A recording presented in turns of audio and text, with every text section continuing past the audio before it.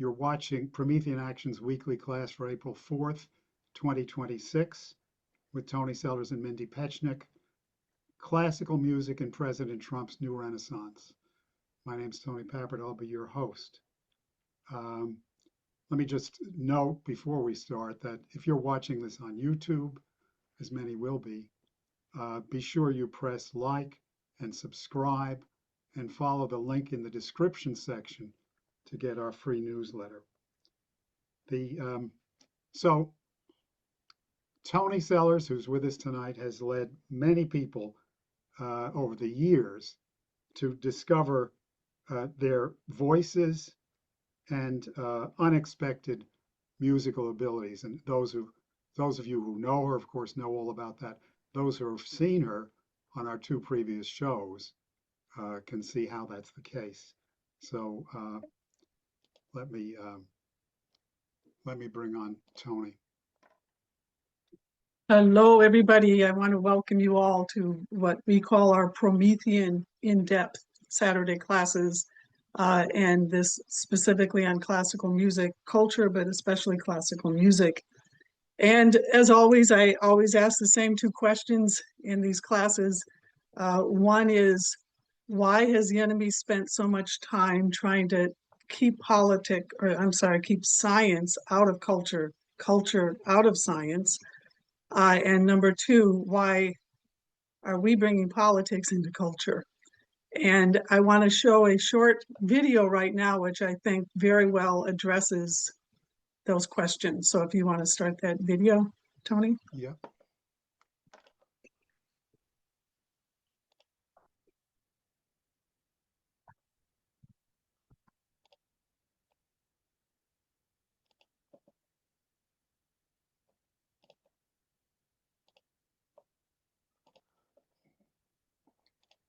Sorry.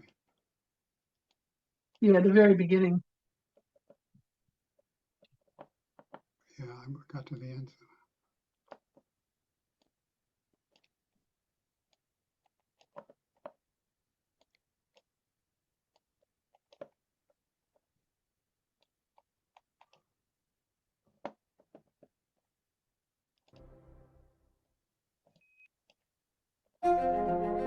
Well, it's awesome that you hand me this flag. It flew on STS-1.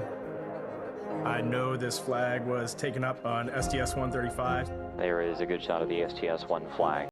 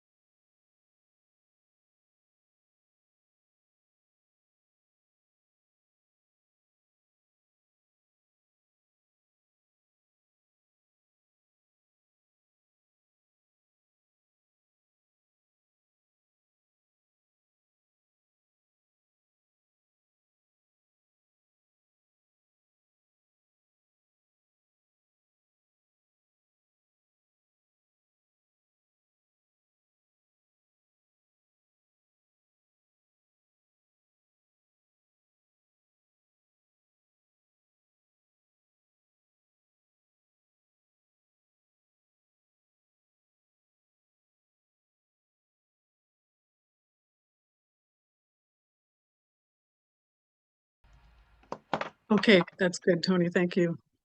So the pilot of this trip, and they're halfway to the moon now, probably more than halfway, is Victor Glover. And I'd actually like to read a quote from him. About a day and a half into their flight, they were asked, I think it was CBS or one station, interviewed them and asked them, what is it like to look out the window and see Earth as a whole? And Victor Glover said this: the first thing I would say is, trust us. You look amazing. You look beautiful. And from up here, you all look like one thing, all of us. No matter what you look like or where you're from, we are all one people on one mission. We have our differences, but don't put our differences aside. Bring our differences together. and use all the strengths to accomplish something great. I think that says beautifully and in real time why we bring, I will say, not politics, because politics is corrupt. I would rather call it statecraft, which is a constitutional republic. And we are celebrating the 250th anniversary of the establishment of this unique republic. And it is a tribute to its citizens. We are self-government, which means if we're going to govern ourselves, we better be intelligent. Therefore, we need science, we need culture, we need an expression of what it means to be human and made in the image of our Creator. And I think what this nation is doing right now is a beautiful expression of that. So in that context, I want to go through a little bit of the science of music before we present a piece, so that it has a deeper sense for us. And then it will also help you understand what Mindy is putting forward. So in the last couple classes, I've discussed something called registers. And this is critical because every person watching this video right now owns an instrument. It's the only living instrument. It's the human voice.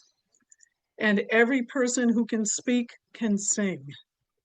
And the registers are critical because they're natural in the human body, and they give you the ability to sing what's called timbre, or color of your voice, to communicate ideas. And that's the beauty of classical music, and the purpose of classical music is to convey beautiful ideas to other people. It's a very generous art form. And the registers are, there's basically 3 registers for most voices. A couple of voices have 4 registers. Anybody singing for the first time can usually sing almost 2 octaves, and with a little bit of training, you can sing 3 octaves. And I want to play a song, not right away, but I want to play a song that will give you a sense of the importance of registers and why the color and tone and idea that you're communicating is there. So first off, if your instrument is not relaxed and you don't shift registers, you really can't sing. And Tony, why don't you put up the scale, and then you can, and when the scale's up, I'll describe it, and then you can play the sound.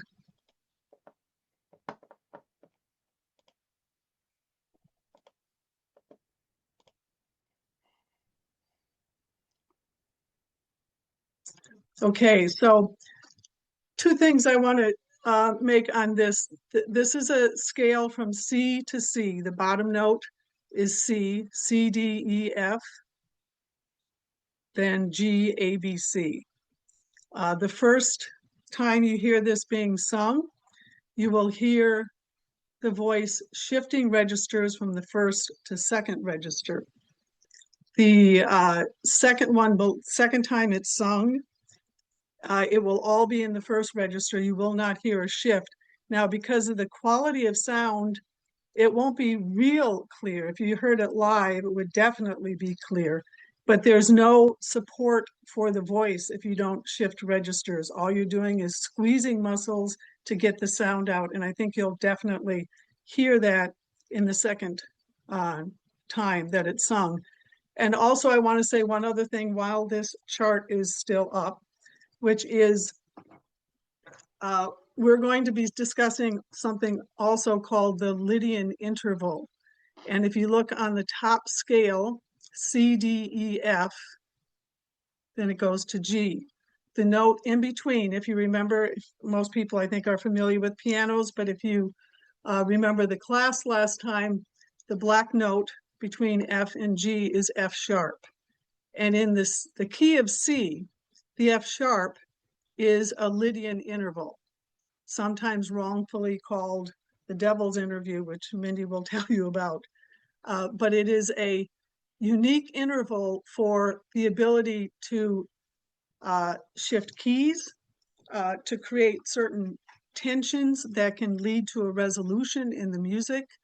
It's actually a fundamental interval, which is why the same enemy who wants to take science out of art also wants to take profound ideas out of music. So Mindy will go through that more in detail. But so that you can hear the difference between shifting registers and not, why don't you go ahead and play that, Tony? Do, re, mi, fa, sol, si, do.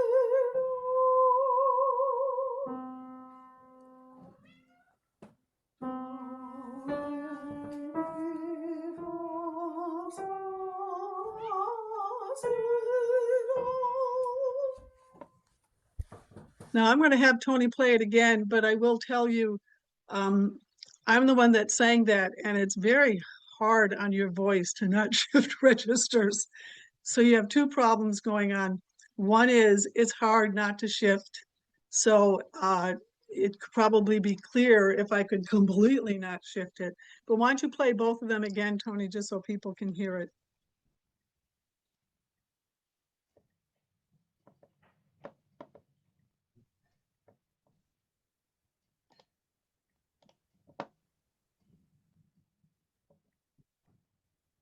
Having trouble playing. Oh, it's okay if you can't. Do, re, mi, fa, sol, si, do.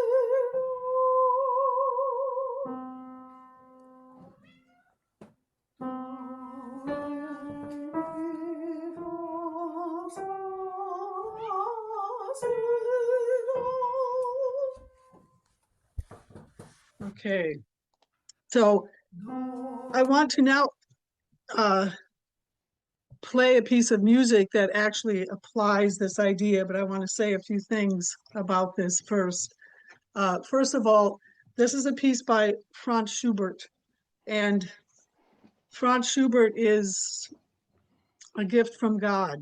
The young man only lived to be 31 years of age, and yet he was able to compose 600 lieder songs, and several symphonies, one opera, string quartets. I'm actually going to discuss and then play Death and the Maiden, but anybody who's familiar with Schubert may know that song and also know that it is, in fact, the basis of his quartet, Death and the Maiden, which in my mind is one of the most beautiful pieces ever composed. Absolutely spectacularly moving and beautiful. And the reason I chose this song is because why the registers are important, because the poem, if you want to put the poem up, Tony, poem is profound. And what Schubert is conveying, and I think Schubert was like 27 years old when he composed this, which sounds young to us. He only lived a couple of years more than that. And he's basically discussing in a beautiful way the literal sense of the poem is that death is coming to a young maiden and about to take her life, and she's obviously, as most of us would be, terrified of it, and she speaks first in the second register, and then death speaks. And the uniqueness of this piece is that Schubert is really working to convey an idea of immortality, that it doesn't specifically have to be death. It could be any tragedy in your life. It could be the loss of something in your nation. There could be a tragedy. How do you deal with tragedies? If you can prevent it from happening, how do you learn from it and go forward? If it's nothing you could control, how do you continue to go forward facing this tragedy? And it has a beautiful, beautiful concept of immortality and facing the fact that we're all born, we are all going to die, and our lives are not here to be long, although the longest they can be and the healthiest it can be is a God-given thing. But we do all pass, and our life is really, what do we leave for the future? How do we live our lives in such a way that we are contributing to a better future? Which again brings me back to a constitutional republic, a nation state, and great classical music, which celebrates those qualities and creates the quality of citizen that can make these kinds of discoveries, like going to the moon and then to Mars, and giving our children a real optimistic sense of what it means to be human and what the future holds for them. So what I'm going to do is actually play this song, and I'm not going to say anything afterward because I would like Schubert to have the last word. And I would like people to just listen to it. And you can leave the text there, Tony.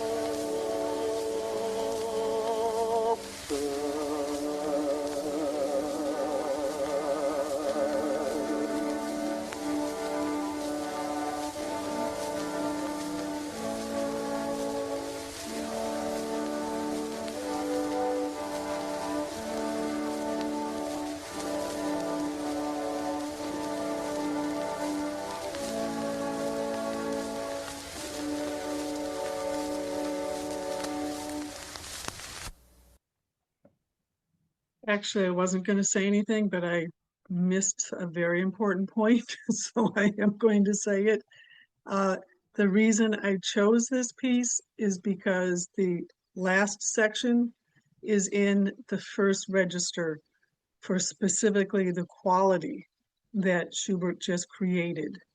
This is why composers choose specific keys and specific voices to sing specific songs to convey ideas.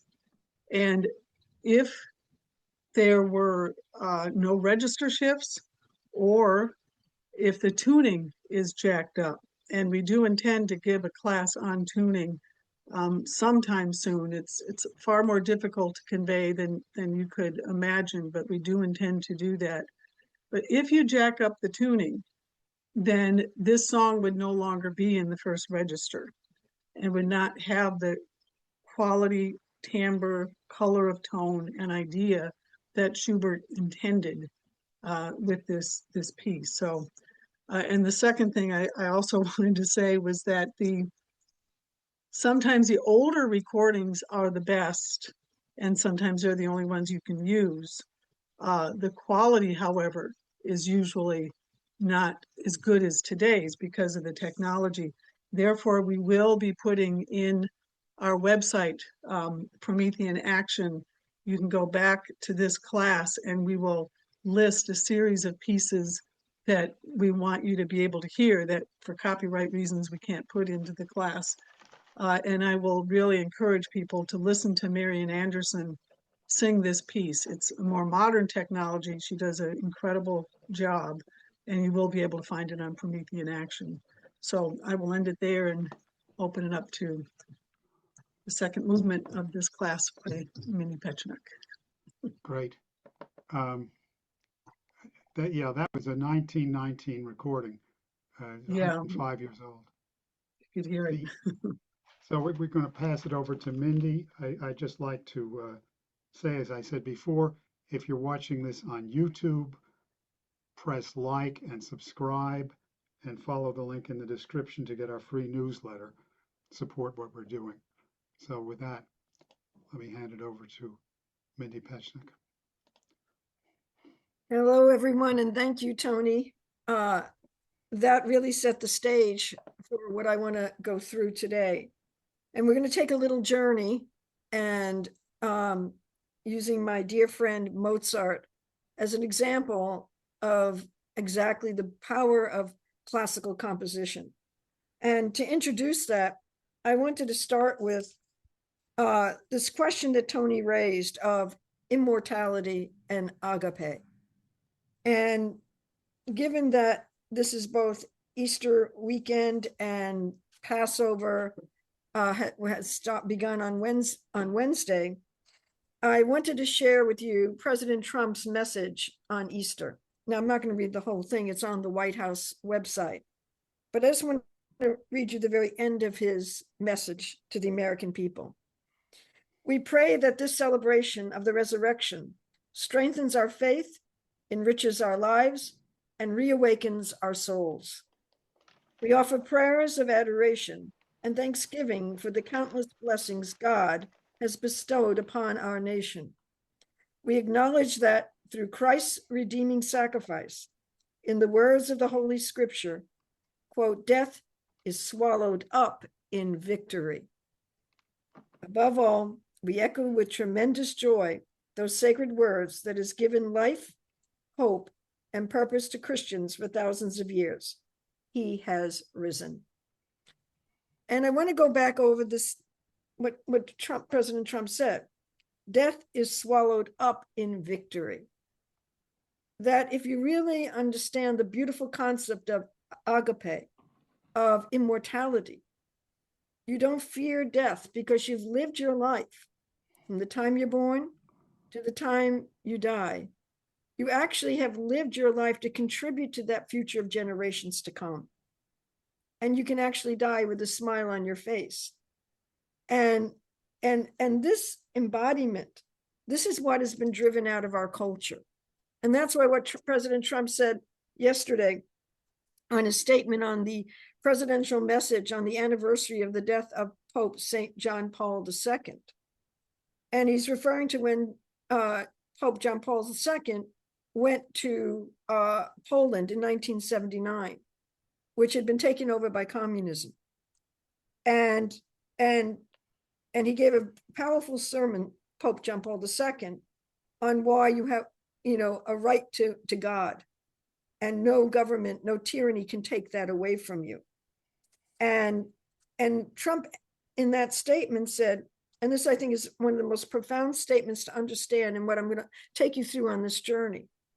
He said, today our nation is similarly yearning for God, not in response to a tyrannical government, but to a culture that has been hollowed out for far too long.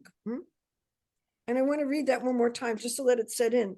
that today our nation is similarly yearning for God, not in response to a tyrannical government, but to a culture that has been hollowed out for far too long.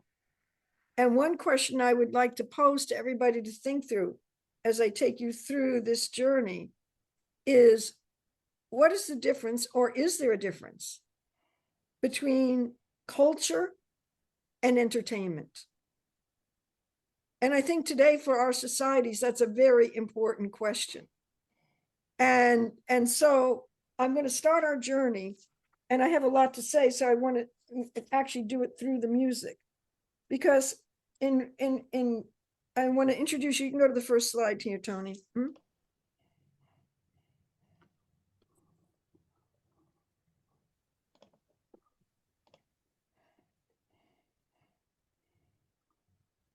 Here's my dear friend, Wolfgang Amadeus Mozart.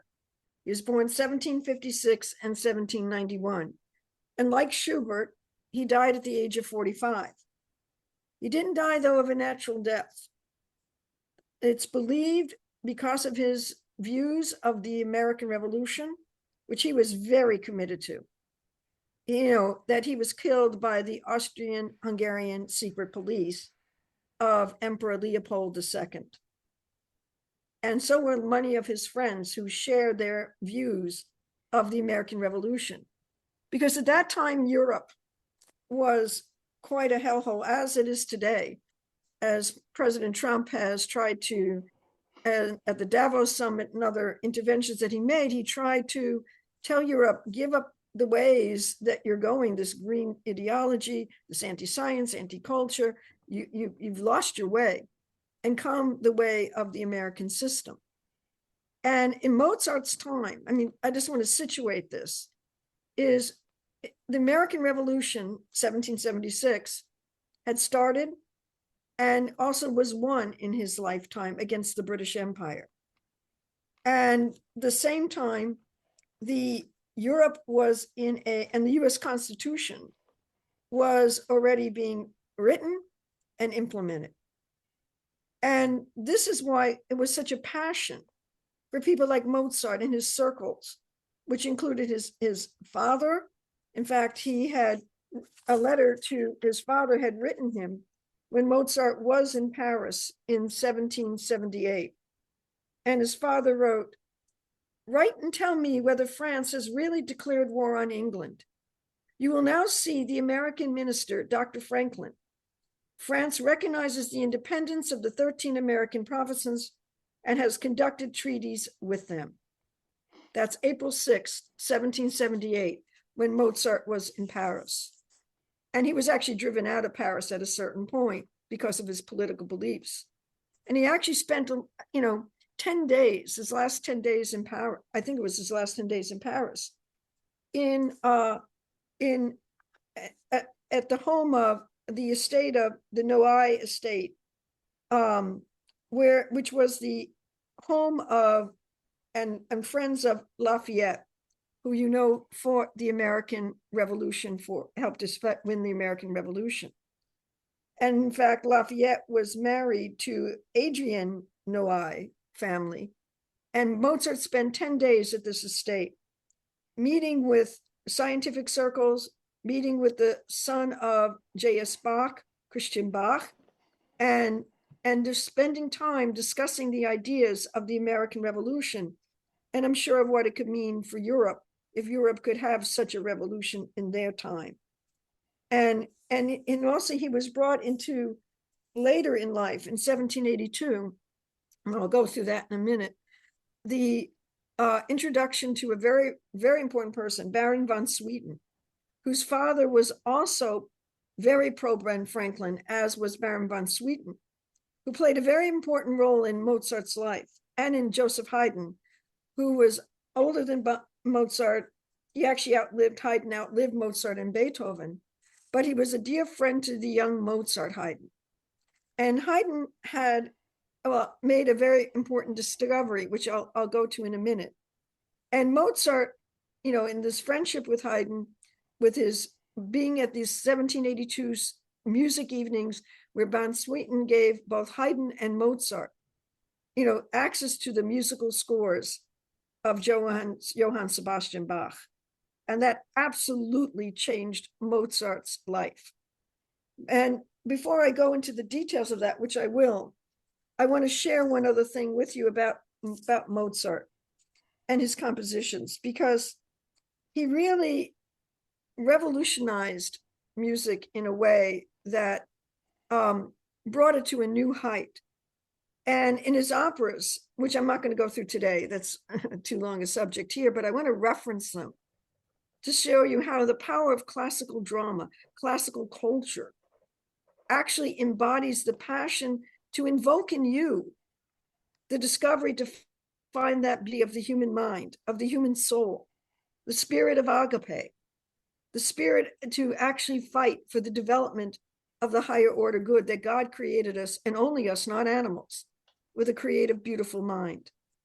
And Mozart wrote many operas. I'm just going to reference a few, like The Marriage of Figaro, The Abduction of the Seraglio, Don Giovanni, Magic Flute, and his last opera, La Clemenza di Tito. And every one of the operas I just referenced, Mozart was making the point: oligarchical rule, empire rule, because remember, Europe was a division of empires in this time. The Holy Roman Empire, the Turkish Ottoman Empire, the British Empire. So there was no nation state principle. And that's why Mozart and his friends all looked to America. They looked to the United States, which was a nation, a sovereign nation in the image of God, created to actually bring forth society, not as slaves, not as divided, not as animals, not as sense perception, but as the beautiful creative mind. And so every one of those operas, Mozart is dealing with the oligarchy and dealing with the population, showing to them, don't be little people. Embrace that higher power and embrace it now. So he wrote for then, for his time, and he writes for us, the future. And what governs Mozart is the future. He's letting the future of what generations must have to be liberated in this time of liberation. And I just want to share one thing about one of the operas, La Clemenza di Tito, his last opera. And it's a very powerful opera about a Roman emperor. And Mozart has, in the end, this emperor changes. And I want to share with you from my dear friend, Lyndon LaRouche, whose ideas founded Promethean Action.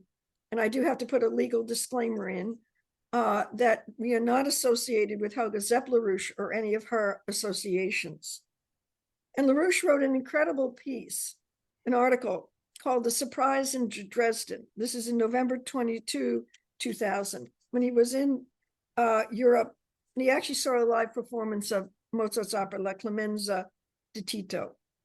And there's two things I want to share from this article with Lynn. And he said, Mozart does not preach. He invokes the experience of the discovery of the principle of agape within the cognitive experience of the individual member of the audience by means of the unfolding, ironical development within the drama as a whole. Titus, that's the emperor, does not begin as a hero, either in the drama or in the history of the role in the successful suppression of the Jewish revolt, in a war which the Romans had directed against both Christians and Jews since the time of Christ's crucifixion. And more emphatically, as all Roman emperors, beginning with the time of Nero. It is by the transformation of Titus, the emperor, through the torment he suffers during the closing portion of the second half of the final act of the opera, that the conversion of Titus to a decision cohering with the higher principles of agape is reproduced within the imagination of the individual members of the audience. And what Mozart does at the end of this opera, what is this conversion? Instead of Titus sending to death the people who were plotting against him, including one of his women that he loved, he actually sets them free and says, go and, celebrate your life together. And that kind of agapic conversion, which is embedded in the principles of real classical music. And it doesn't have to have words. Mozart's breakthroughs in symphonies, in concertos, they were songs without words, governed by the same principles. And so the last thing I want to quote from Lynn, and then I'm going to jump into the actual music. But I think this is such an important concept that he developed, that he said, for example, for all classical forms of artistic composition, the most important political division is between that art which expresses the notion of man and woman as made in the living image of the creator of the universe, as opposed to the depraved notion of man, of the behaviorist, for example, as simply another animal. And I will come back to these in the discussion of the Ave Verum by Mozart. And Mozart also, by the way, worked very closely with, who was a benevolent emperor, Joseph II, who, unlike his brother who came to power when Joseph died, Leopold II. And Mozart worked with Joseph to liberate the Jews. Mozart's a Christian, clearly, but the Jews at that time were kept in, you couldn't travel wherever you wanted. You couldn't even have certain jobs and professions. They were treated like cattle, like animals.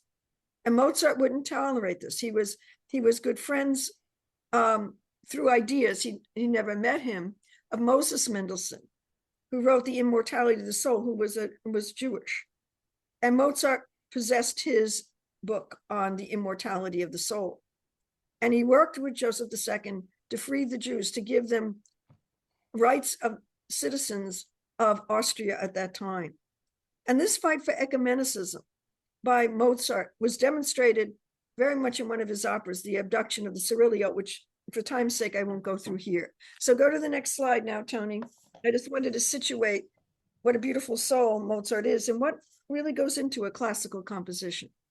A couple of concepts I wanted to present that I'm going to go in depth through now in the music itself is what Tony brought very beautifully alive, that great classical music since the discovery by Bach is Bel Canto well-tempered polyphony. And the music occurs not in any one voice. It occurs between the voice and in the cross-voicing across the voices, that new ideas, new thought objects are actually produced and greater than any one voice. Not chords, overtones, and mere sound, as the Romantics developed, as Rameau in the time of Bach, who wanted to deny this beautiful creative process in the image of God. In my opinion, they deny God. The second idea is the thought object, or a paradox, metaphor. Because where all great classical composition comes from is a thought object in the mind of the composer. What he's unfolding is not going from a beginning of a composition to the end. It's an idea in his mind, and he's creating paradoxes, ironies, and metaphors in the composition so that your mind, not your ears, your mind and soul can discover those discoveries and be moved and changed to a higher being by that process. And the last thing I wanted to point to is a term called motivic thero-composition, motifurum. And this was a discovery of Haydn, Joseph Haydn, who collaborated with Mozart. And Mozart learned this idea of a composition can have many movements, but there's a one thought object, there's one idea in the composer's mind that is governing from the entire composition. So it's not a collection of abstract ideas. Contrary to when I was at Queen's College, which was where I got my bachelor's of music, I had a professor of Mozart who told me you could take any movement of Mozart and mix it up with any other movement. It doesn't really matter. You can take one from one symphony, put it together with another symphony. It doesn't matter. I thought that was kind of strange. And so what Mozart does, he takes the Bel Canto discovery of polyphony from Bach, and with this thorough composition idea of Haydn, he creates another revolution where he combines these two into a one. And just to give you a good sense of this, of what it is, I want to take you through a piece that's very dear to my heart, which is the Ave Verum Corpus by Mozart. And Tony, if you can, for a minute, I'm going to reverse the slides. Go to the fourth slide for a minute with the text.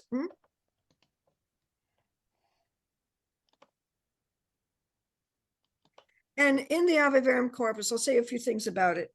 It was written very near the end of Mozart's life. And he composed it for a friend of his who was the choir master at the St. Stephen church. And he wrote it for the Feast of Corpus Christi. This is probably the shortest piece of music written. 46 measures is the entire piece. It's one of the most profound pieces. And Lyndon LaRouche posed to me back in the 1990s a mission. He said, because we were talking about music and the different questions of composition. And he said, take the Ave Verum Corpus by Mozart, something short, and work through that. And it's because of Mr. LaRouche pointing me in this direction. I made a discovery about Mozart's composition, which has not, I think, been replicated anywhere else. And we'll say something about that in a minute as I go through the composition and show you that discovery. But I want to share first the text of this piece and think about why Mozart, what he was trying to do with this composition. It's Ave Verum Corpus, natum Dei Maria Virgine, vere passum immolatum in cruce pro homine, cuius latus perforatum unda fluxit ex sanguine, est nobis pregustatum in mortis examine, in mortis examine. Now, I'll read the translation. Hail, hail, true body, born of the Virgin Mary, truly having suffered sacrifice on the cross on behalf of man, whose pierced side trickled water and blood, for us a foretaste in the test of death, in the test of death. And I want to read that again because I didn't read it as perfectly as it should be read for you to get the conception. Hail, hail, true body, born of the Virgin Mary, truly having suffered sacrifice on the cross on behalf of man, whose pierced side trickled water and blood, be thou for us a foretaste in the test of death, in the test of death. So think about that. There's Christ having just been crucified. And in the test of death, it's actually speaking to us because it's saying, be thou for us a foretaste of the test of death. Can we live a life from birth to death that we fill that immortal mission that God gave us and fill it with agape and do the good to create scientific and cultural breakthroughs, a nation state, to have the courage to get out of the comfort zone and actually stand like today, that we need to stand up to ensure that this nation, with what President Trump is doing, that we actually get the elected officials, our candidates, to really embolden those breakthroughs. And that means us getting out of our comfort zones and knowing that right now with our lives at this moment of history, and you never know when death is going to take you, as in the Schubert song that Tony played, as Mozart is presenting here, as, you know, Christ died, was crucified and resurrected. And so in the test of death, that is the question. And so we're in a, can you in essence, die with a smile on your face, because you've actually done everything you could possibly do. Now, what I want to do, Tony, can you play the Ave Verum? This is a performance by our Houston chorus. We have a really great chorus in Houston, Texas, of Promethean members. Hold on, Tony, a minute. Of our Promethean members and in Houston. So go ahead and start now, Tony.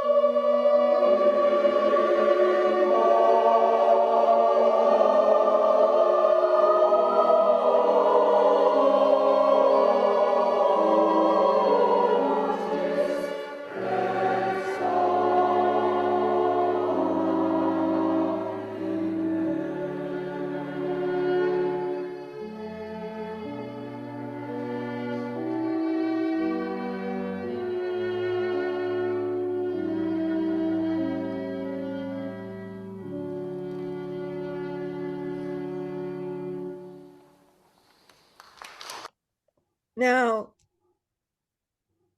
hold that in your soul.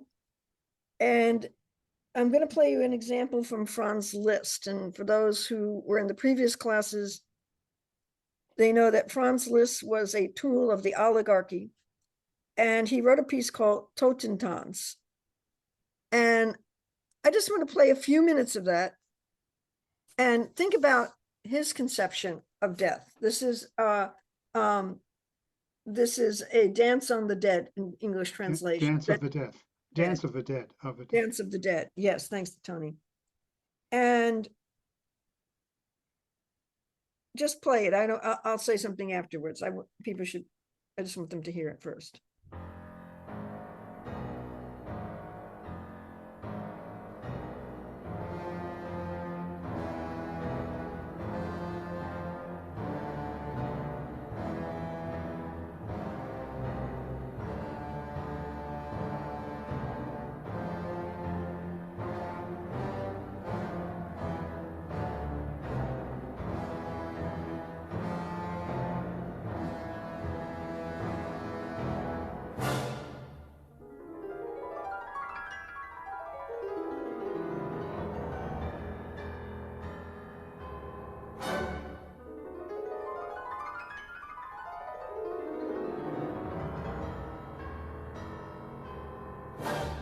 think you can stop it, Tony. I think you can hear the differences. One, which is well-tempered, beautiful polyphony between the voices, expressing agape, and the smashing of chords in Liszt, who hated this principle of agape. He hated his idea, man is a beast. You live for sensuous pleasure only. And the universe is fixed in chords, not polyphony. And what does that mean? It means there is no God. There is no human creativity that actually can change and develop the creative universe that we live in. So now I'm going to go back to the Ave Verum. Go to the next slide, Tony. Just to show real quickly, because I'm trying to keep this in a certain time limit, so pardon me if I'm going a little fast. The top score of soprano, alto, tenor, bass is the opening four measures of the Ave Verum. It's in D major. That's the key that Mozart composed it in. And if you look at, very important, and I'll come back, the opening Ave, Ave, there's two Aves. In the original Ave Verum Corpus, which is a very old hymn going back centuries to the Renaissance, they don't have two Aves. It's just Ave Verum Corpus. So why does Mozart introduce two Aves? He introduces two Aves because he's creating a paradox in your mind. A paradox which involves that and if you don't get all of this, don't worry, because I'm trying to do it, get a little bit technical for purposes of the composition.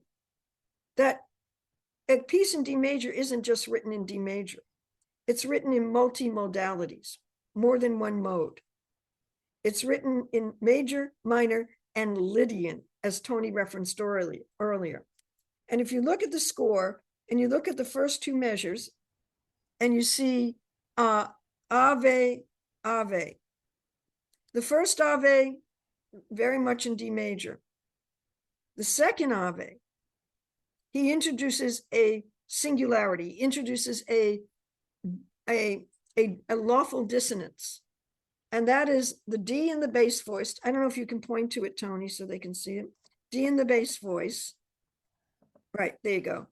And above it in the soprano, and I'm going to go, you have A, G sharp, the next note, G. That D to G sharp, and I'll come back to this because I'll actually play it for you, is a Lydian interval, D to G sharp. And that is creating a paradox in musical language between a fourth and the Lydian. Now you're in a new universe. And throughout the piece, and I won't have time to go through the whole piece, Mozart increases the rate of these Lydian intervals. So he's creating a dissonance, a tension in the music, which then takes you to a higher consonant resolution. And if you change, you see where it's all yellow, right? Between the soprano and alto, and all red between the tenor and bass. That's the register shifting he wanted. He didn't want the soprano to shift into the second register, into the first register. It would have destroyed the paradox that he's setting up. And that's why I did an experiment. I took the same four measures and transposed it one step down to C major. And look, you can just see the coloring. I don't have, where suddenly now it's yellow and red, where it was all yellow. So it's shifting between the first and second register, breaking the tension of the paradox that he was actually creating, and doing it by the fourth and the fifth. Go to the next slide now, so you can hear it. Okay, now I'm going to play a little bit of the example so you can hear a little bit of what I'm talking about here. And I will say something, this Lydian interval, the D to the G sharp in this case, as I said, I was unfortunately or fortunately gone through, many years of musical training. And you learn that this Lydian interval is called, as Tony said, the devil's interval. You're taught in music school never to compose with this Lydian interval. Never. If you put it into your compositions, your teachers would go crazy and just, knock it out. So think about what happened. Something that was absolutely essential to the creative process, to creating real beauty. This multimodality polyphony, they said no more. We're taking this out. And you never would touch a Lydian interval. You couldn't have composed what Mozart composed, what you heard in the Ave Verum. So I just want to illustrate the difference between the fourth and fifth for people who might not. So Tony, play the first example. Mozart creates a paradox in the Ave Verum corpus. He repeats Ave, Ave twice in order to set up the paradox, which is not in the original ancient hymn of Ave Verum corpus. So I'm going to play now so you can hear the paradox, the interval of the fourth. Again, the fourth. And then the Lydian.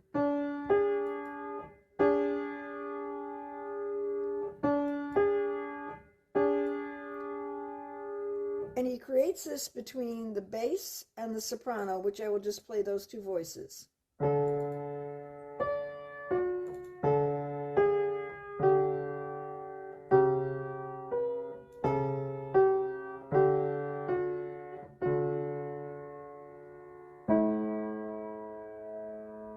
So once again, listen to the first two measures of the Ave Verum.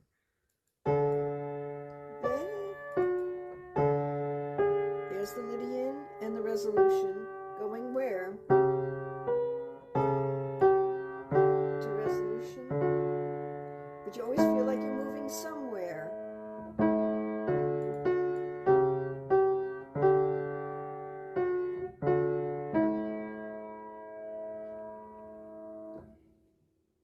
I will stop there for a moment. Play the next one now. I wanted you to hear the Houston chorus sing it again, just the opening four measures. Go ahead, Tony. Just what you heard.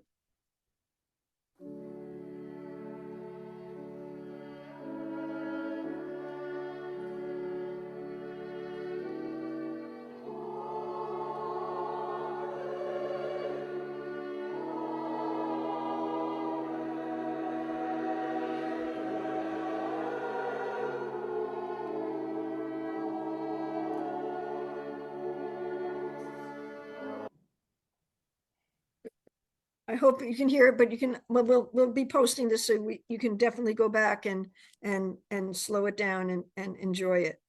Go to the next slide, Tony, please.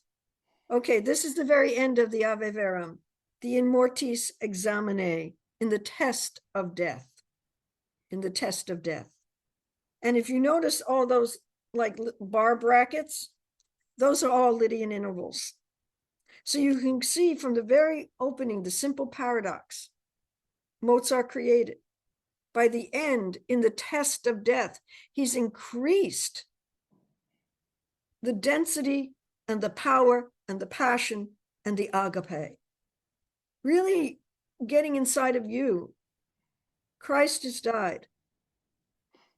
He gave us a foretaste in mortis examine. How am I going to live my life?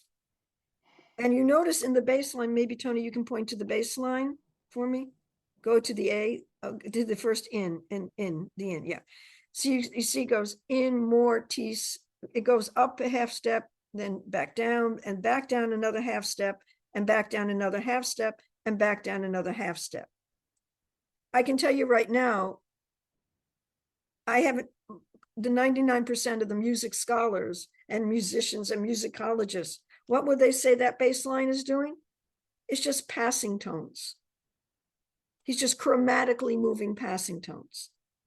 Is that what he's doing? No, he's creating a cross voice among the voices, creating a new thought object governed from his bigger, higher thought object that governed the entire piece. That's motivic composition.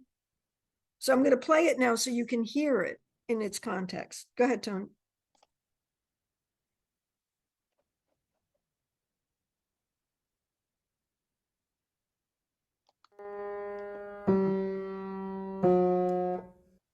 I'm playing the bass line just so you can hear it. Go ahead.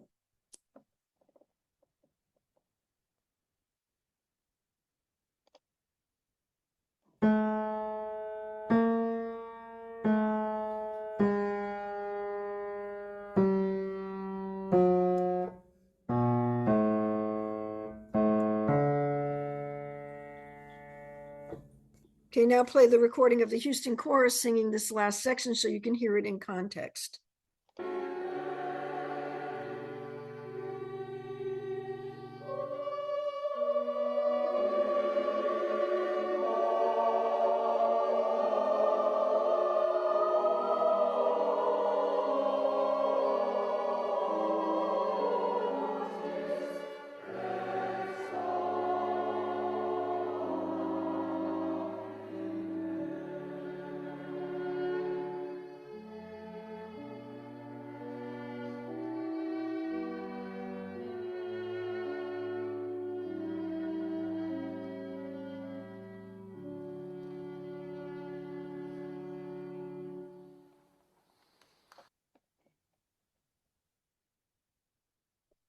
Powerful.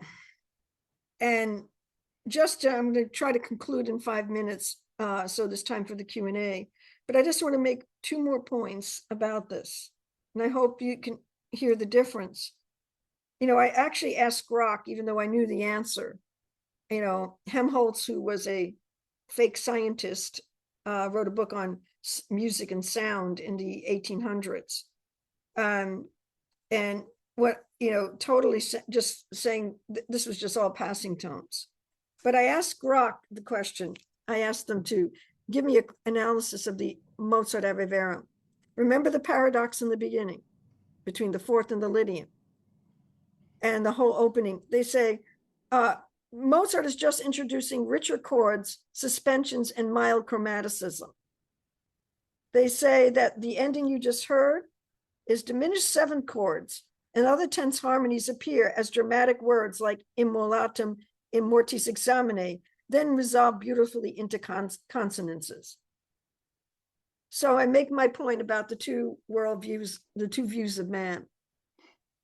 The chordal version, reducing this, what you just heard, which was not written by diminished 7th chords. This is Mozart expressing the multimodality of the creative process of the human soul. Now let's go to the last example just to pull it together. Because, okay, I wanted just to share this slide because to get across this idea of, again, the union of science and music. And that what Mozart had discovered, and Bach was also in this domain. If you take a major scale, like this case, a D major scale, that's what's in front of you, and you ascend up an octave from D to D, and you see this, you know, the basic whole, half step, whole, half step. If you maintain those intervallic relationships and you go down, you invert, D going down to C, keeping the interval, 1 interval, C to B flat, 1 interval, B flat to A, a half step, A to G, a whole step, G to F, a whole step, F to E flat, a whole step, and E flat to D. What have you generated? A D major scale going up generates G minor going down. So a major ascending in reversion, keeping the same intervals, creates a new modality. So these modalities are one. And the cross voicing is the Lydian. And vice versa, if you ascend a major scale and keep the intervals, a minor scale and you keep the intervals, you'll get a major scale going down. And this is true in science too. You know, you take something like lactic acid. If you keep the same chemical formula in one direction, the form produced in your muscles during exercise. And if you invert the direction of the formula, you get the form found in sour milk and some fermented foods. And there are many examples. It's called left-handed right-handedness in science. So this is the lawful universe. And what I'm trying to show you in a very short time is the lawfulness of the musical language, of the creative process of that distinguishes classical music. And go now to the last slide, because I want to make sure we get there. No, skip after that. Yeah, Uh, go to the Okay. Bach. I want Okay, to great. end, and I'm not going to probably have time to play the whole thing. I'd hope to play the whole thing, because it's 7 minutes long. But I wanted to end on this question of immortality and agape, to reflect back to Bach, and to Bach's St. Matthew Passion, which I encourage everybody to listen to. It's over this weekend. And I will put in the description of the piece the performance by William Furtwängler, which is really an incredible rendering of the St. Matthew Passion.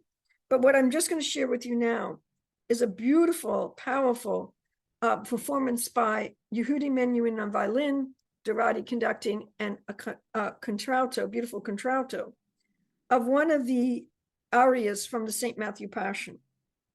And again, the reflection on agape, the reflection on God. And this is the aria which says, "Have mercy, my God, for the sake of my tears. Look here, heart and eyes, weep bitterly before you. Have mercy, have mercy." And this comes at the point of the St. Matthew Passion, when Peter has just denied Christ. And the evangelist says, "And at this moment the cock crew. Then Peter thought back to the words of Jesus, when he had said unto him, Before the cock shall have crowed, wilt 3 times thou have denied me. And he went out and wept with great bitterness." And this is the aria that follows that. Go ahead, Tony. Thank you, Tony. That's it. Thank you, everyone.